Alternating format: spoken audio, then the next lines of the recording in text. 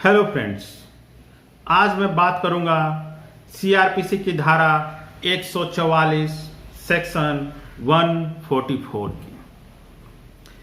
इसको लेकर मैंने एक शुरू में ही एपिसोड बनाया था जिसमें मैंने सीआरपीसी की धारा 144 के क्रिमिनल और सिविल दोनों मैटर को लेकर बनाया था।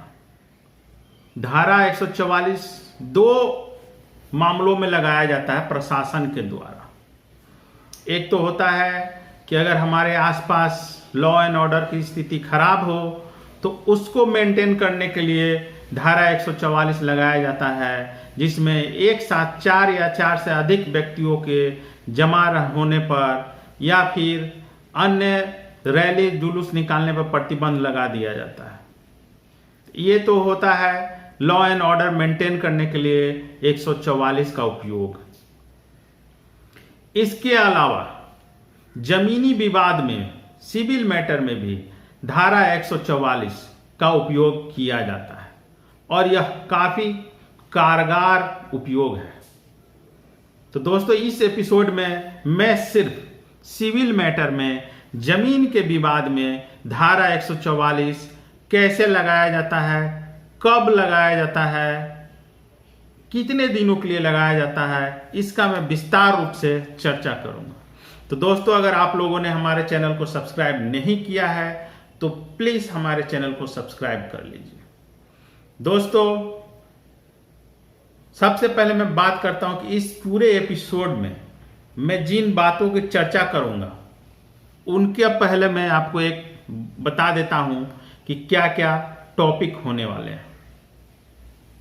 सबसे पहले मैं बताऊंगा कि धारा 144 क्या होता है, इसको लगाने से क्या होता है।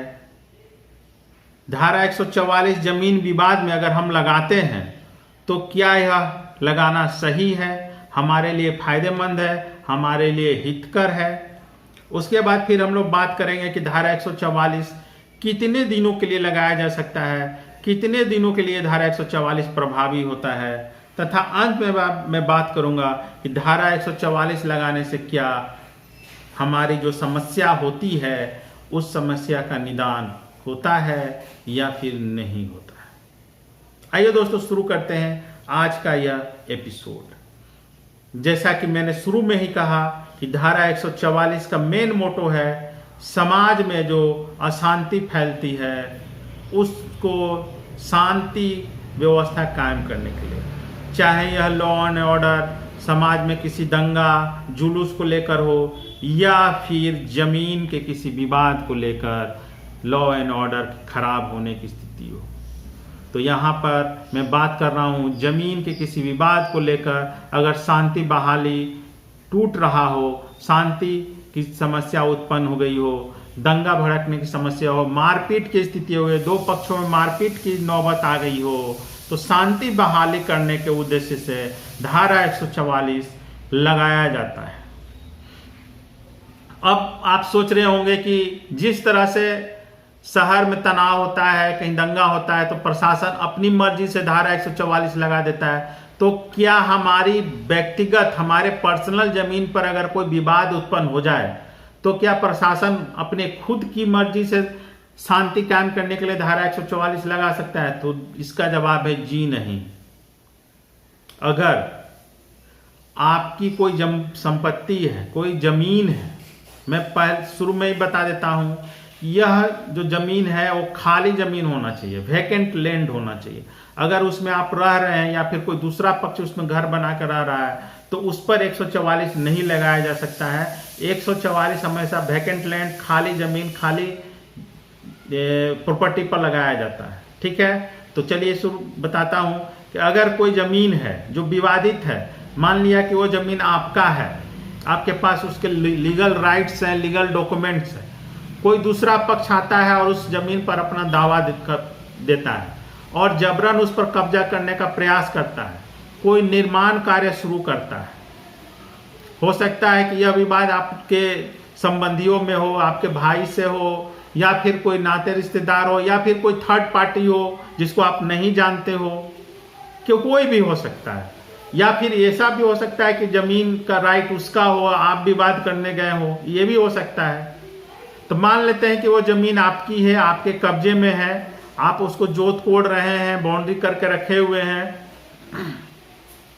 और कोई आता है उस पर कब्जा करने का प्रयास करता है, उस पर कुछ निर्माण करना चाहता है, तब सबसे पहले हमारे सामने स्थिति हो जाती है कि अब हम ऐसा क्या करें कि हमें तुरंत इमीडिएट रिलीफ मिले। अगर हम सिविल कोर्ट का रुख करेंगे तो इसमें काफ़ी समय जाया हो जाएगा, काफ़ी समय लग जाएगा हमें रिलीफ मिलने में। तो इसके लिए सीआरपीसी का सेक्शन 144 सबसे बढ़िया प्रोविज़न है। अगर किसी ज़मीन पर हमें लगता है कि भविष्य में कोई विवाद उत्पन्न हो सकता है या फिर तुरंत विवाद उत्पन्न हुआ है, तब हम ज़मीन का जो भी डॉक्यूमेंट हमारे पास अवेलेबल है उसको लेकर जिले के एसडीओ या फिर बहु जगह उसको एसडीएम बोला जाता है, एसडीओ कोर्ट में जाएंगे, किसी वकील के माध्यम से धारा 144 लगाने का एक पिटीशन देंगे। एसडीओ कोर्ट आपके कागजातों की जांच करेगा, जो लोकल थाना होगा उससे इनपुट लेगा, और उसके बाद अगर उसे लगेगा जांच पड़ताल के बाद कि उस पर धारा 144 लगाना जरूरी है, उसे लगेगा कि अगर धारा 144 नहीं लगाने से कहीं कुछ अशांति हो सकती है, कोई विकट परिस्थिति उत्पन्न हो सकती है, तब वह इमीडिएट रिलीफ, मतलब ये एक डेट, फर्स्ट डेट में ही आपको मिल सकता है। अगर आपका दावा पुख्ता है, आपके पास जरूरी लीगल डॉक्यूमेंट्स हैं, तो फर्स्ट डेट में ही उस जमीन पर एसडीओ कोर्ट धारा 144 लगा सकता है। तो ये तो बात हो गई कि आपको इमीडिएट रिलीफ की। अब हम बात करते हैं कि अगर धारा 144 किसी जमीन पर लगता है तो उससे क्या परिस्थितियां उत्पन्न होती है। तो धारा 144 जब किसी जमीन पर लगता है तब उसे नो मेंस लैंड घोषित कर दिया जाता है, अर्थात उस जमीन पर कोई नहीं जा सकता है। अगर आप दावा कर रहे हैं कि आपने लगवाया है धारा 144, तो उस जमीन पर जब तक इस विवाद का निपटारा नहीं होगा तब तक आप भी उस जमीन पर नहीं जा सकते हैं, तथा जो दूसरी पार्टी है जिस पर आपने केस किया है वो भी उस जमीन पर नहीं जा सकता है। तो इस तरह से वो जमीन नो मैंस लैंड हो जाती है। तो ये तो हो गया पहला कि वो इसलिए किया जाता है कि उसको विवाद से दूर किया जाए। अगर मान लीजिए धारा 144 किसी जमीन पर लगा है और कोई पार्टी जबरन उस पर जाकर कोई निर्माण कार्य कर रहा है, खेती बाड़ी शुरू कर रहा है, कोई कब्जा करने का प्रयास कर रहा है, तब आप तुरंत नज़दीकी थाना, जो भी नज़दीकी थाना है, जिस थाना क्षेत्र में वो जमीन पड़ता है, आप उससे जाएंगे उस थाने को, और जो आपको ऑर्डर दिया गया है कोर्ट से धारा 144 लगाया कि उस ऑर्डर को कॉपी ले जाके थाने में देंगे। थाना तुरंत इस पर कार्रवाई करेगा, और जो लोग भी इस तरह का कार्य कर रहे हैं, निर्माण कार्य कर रहे हैं, कब्जा करने का प्रयास कर रहे हैं, उन्हें थाना अरेस्ट करके जेल भी भेज सकता है। तो इसमें ये प्रावधान है कि अगर धारा 144 को तोड़ा जाता है तब थाना गिरफ्तार करके उसे जेल भी भेज सकता है। ये तो हो गया इमीडिएट रिलीफ की बात। अब इसमें कोर्ट का जो प्रोसीडिंग है मैं उसकी थोड़ी चर्चा करूंगा। इसमें क्या होता है, जैसे ही धारा 144 लगाने का आदेश आपके प्रार्थना पर, आपके एप्लीकेशन पर धारा 144 लगाने का आदेश कोर्ट देता है, वो दूसरा पक्ष है उसको भी नोटिस जारी करेगा और नेक्स्ट डेट में बोलेगा कि वो अपना जो लीगल डॉक्यूमेंट है, जो दावा है, जो जवाब है, जो आपने पिटीशन दिया है उसका जवाब है, रिटेन जवाब उसको देना पड़ेगा। उसके लिए वो नोटिस जारी करेगा, और उस नोटिस जो अगली तिथि पड़ेगी उस डेट में आपको और उसको दोनों का हाजिर होना पड़े। ये मत सोचिए कि अगर आपने एक बार फाइल कर दिया और आपको हाजिर नहीं होना है तब ऐसा नहीं होगा। दोनों पार्टी को हर डेट पर हाजिर होना जरूरी है। अब यह डेट टू डेट चलता है, महीना में नॉर्मली महीने में 2 डेट पड़ते हैं। कोर्ट दोनों ही पार्टियों के कागजातों की जांच करता है, थाना से वास्तु स्थिति लेता है, थाना से रिपोर्ट लेगा, आपका जो अंचल है वहां से जो कर्मचारी है वहां से भी रिपोर्ट मंगा सकता है एसडीओ, वो उसको पावर है। तो अगर केस आपने किया है तब पूरी तैयारी के साथ डॉक्यूमेंट जमा कीजिए। केस में आपको हर तारीख पर जाना है, अब आते हैं कि होता क्या है कि आप सोचिएगा कि केस तो बहुत दिन चलेगा, मेरा जमीन फंस जाएगा। तब मैं आपको बताता हूं जो सबसे इंपॉर्टेंट है, किसी भी जमीन पर धारा 144 का जो समय होता है वो सिर्फ 6 महीने का होता है। किसी भी जमीन पर एसडीओ कोर्ट सिर्फ 6 महीना के लिए धारा 144 लगा सकती है। 6 महीना के पूरा होते ही धारा 144 स्वतः खत्म हो जाता है।